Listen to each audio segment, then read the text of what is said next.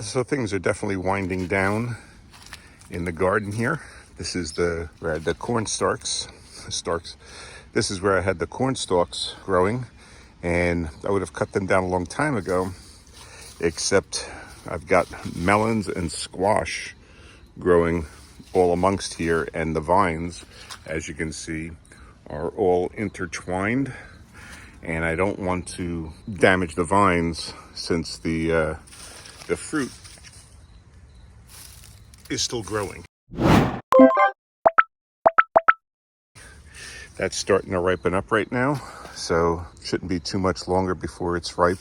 You've got a small watermelon down here, and that's ready to be picked. You can tell when a watermelon is ready to be picked when this little curlicue tassel is all brown and dead, and it is now.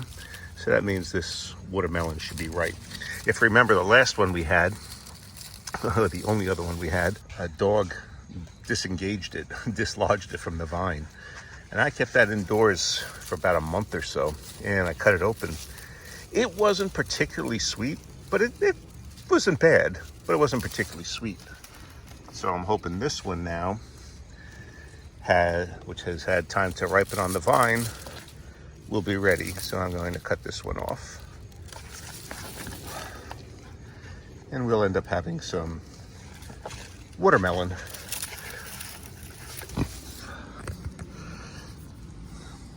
This side's hidden from the sun, and so it really wasn't able to get dark green like that.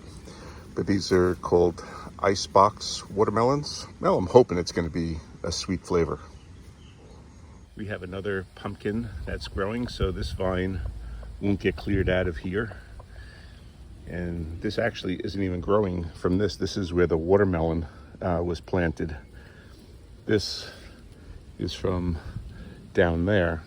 As you can see, the chickens have actually been digging in that tire. There she is. That's my Buff Orpington.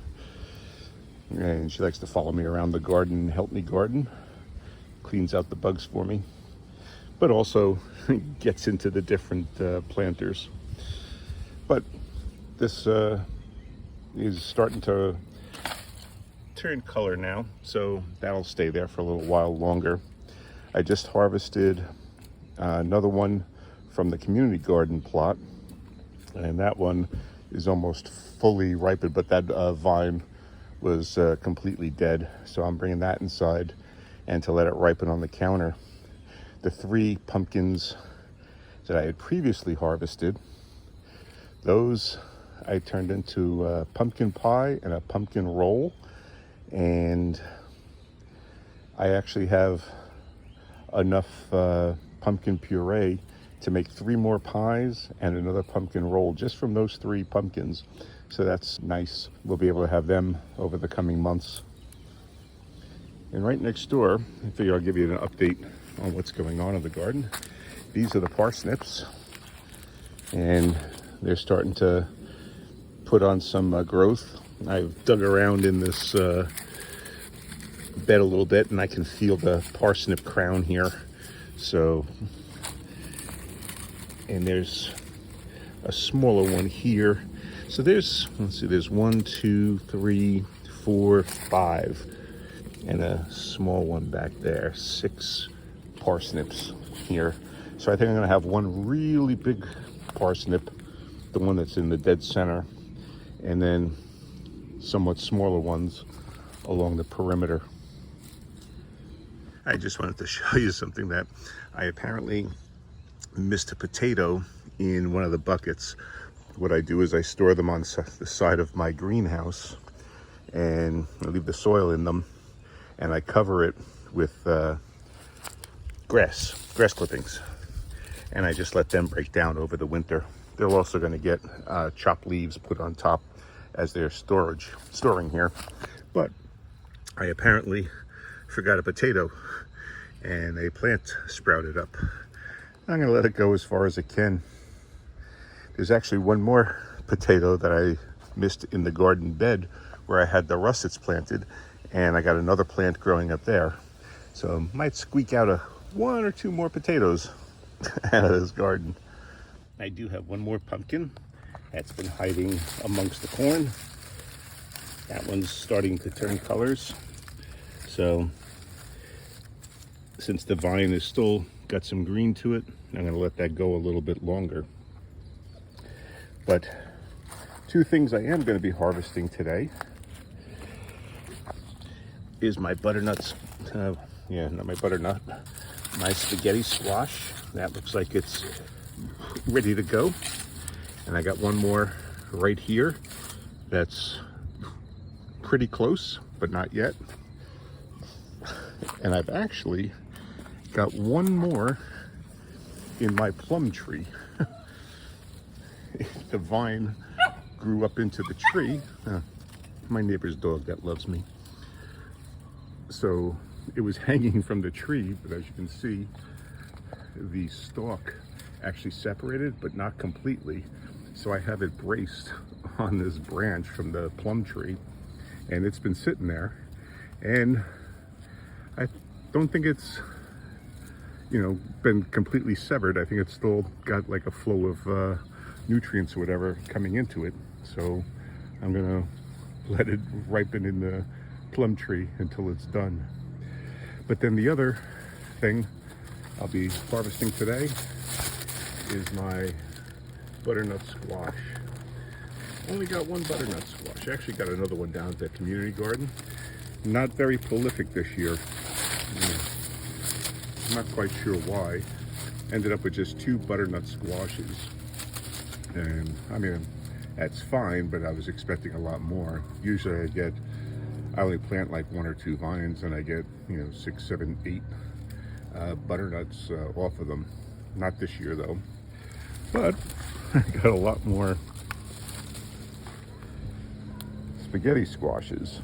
There was actually another one that had ripened, I think, a couple of weeks ago, but it looked like it was rotting, so I cut it off and I gave it to the chickens, and they enjoyed that. I might have showed that in the previous video.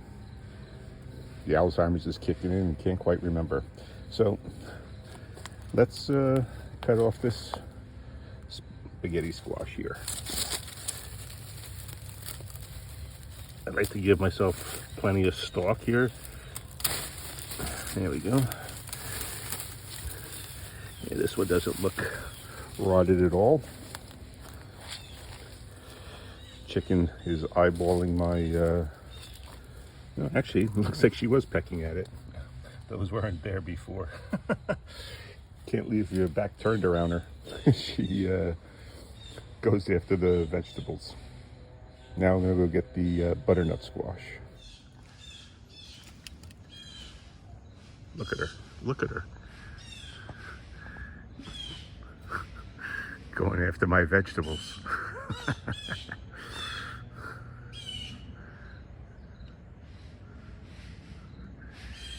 You're gonna be chicken dinner if you keep that up. And I just walked behind the vine where the tree squash is, and I've actually got another one, a smaller one, hanging from the vine here. Didn't even know that one was there. So I was gonna come through and push my way through to get to the butternut squash that's there. Now I hate bending down. Now I gotta bend down and get that.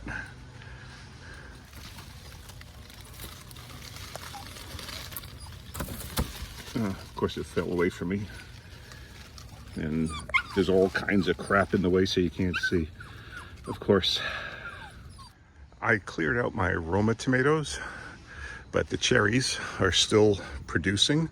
And since it's been 80, 90 degrees, I'm guessing they're not having too much trouble. This is my volunteer tomato, my slicer. And still got a few more tomatoes here and up here. And of course, we got this squash here, which we don't know what it is. Called the ghost squash since it's so white. Anybody knows what that is? Let me know. Like I said, I think it might be a spaghetti, but I don't know. The horseradish looks like it's starting to wind down. All those big leaves have faded away. Now we've got smaller leaves, and I'm thinking of maybe harvesting one of the buckets now and doing another one next month, and then maybe the third one in December. As I mentioned, the rule of thumb is you can harvest horseradish in any month that ends in the letter R, supposedly, but I think it's best to wait till they get like their first taste of frost. I think it really sharpens them. But like I said, I might test one later this month just to see how the root grew and what we've got to work with. The Brussels sprouts looking worse for the wear. They've been nibbled on by all kinds of stuff, and there's probably a huge whitefly infestation. Here, let's watch. Not so much now. I'm not sure what these are. These might be, I can't remember now. I was gonna say the spotted lanternfly larvae, but not quite sure. But I was gonna cut them down because most of them had blown out. You can see here. But there's actually production starting on some of these stalks. I don't know if it's just a late start or what, but we've actually got some sprouts starting on them, so I left them in place and see what I can harvest off of them to salvage what has otherwise been a disaster on them. So this is the fall garden, my small fall garden. I planted a couple of rows of carrots here, a couple of rows of beets, have a volunteer something or other here, maybe a rutabaga. These are the peas with a volunteer tomato that I decided to let grow. And then 2 weeks later, I planted some more carrots and some more beets, and also some red romaine, which really hasn't grown. It was slow starting, and as you can see, it's slow growing. But also, this is my other volunteer potato that I forgot to harvest. So it's looking really healthy. So like I said, I'm gonna let it go as far as I can. I mean, the end of this month is supposed to be the first fall frost. We'll see what happens, but it's looking good right now. Maybe I'll get some new potatoes out of it. And the peas, by the way, are putting on some nice flowers here. When they have a trellis to grow on, it's amazing what they'll do. Okay, I'm saving the best for last. At least in my mind, it's the best for last, because these are the sugar beets.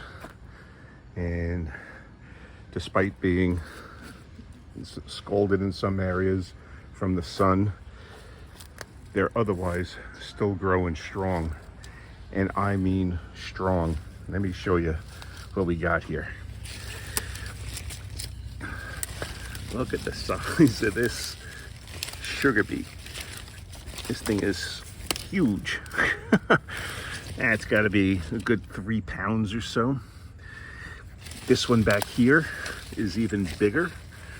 That's probably got to be, I'm gonna guess, like a 5-pound sweet potato. Yeah, sweet potato sugar beet. And we got a couple of more. This one is growing all elongated right there. Not sure why. And probably too close, because this is another elongated one and it's coming out of the same area. So that's probably the reason why they're growing like that. And I was almost positive I saw a third giant sugar beet in here. So supposedly harvest time is this month, October. So I'm going to wait closer to the end of the month before I start harvesting them. And I can't find it now, but I know there's like 3 giant sugar beets in here. But I'm going to wait till more towards the end of the month to harvest these, and then begin the process of making sugar. and I'll show that as it goes. We might fail, but we'll see how it happens. But yeah, these are doing better than expected, and you just got to expect that they're going to take up a lot of your garden space the entire year. So if you got a spare bed like I did here, it might not be bad to grow them. A couple more weeks and we'll harvest these babies. This is my small garden harvest for the day. Nice spaghetti squash, a small butternut, and my icebox watermelon, along with a handful of cherry tomatoes that I'll use in a salad. So it's not much to speak of at the moment, but I've been steadily harvesting all along. And as I mentioned, all my Romas are harvested. I've got gallons and gallons of puree ready to be converted into tomato sauce from the Romas. I've also I canned a couple of jars of crushed tomatoes as well. And as a matter of fact, I've got a ton of green tomatoes. So as I said, nice little harvest. My real excitement though is going to come later this month when I start with the sugar beets, but also I can't wait to look at what the horseradish is going to do. As I said, later this month I'm going to harvest one of those buckets and see how they're coming along. All right, if you want to see what we were doing in the garden last week, check out this video right here, and then subscribe and hit that notification bell, and that way you'll be able to follow along on the progress of all of our vegetables as we try to grow a supermarket in our own backyard. Okay, thanks for watching.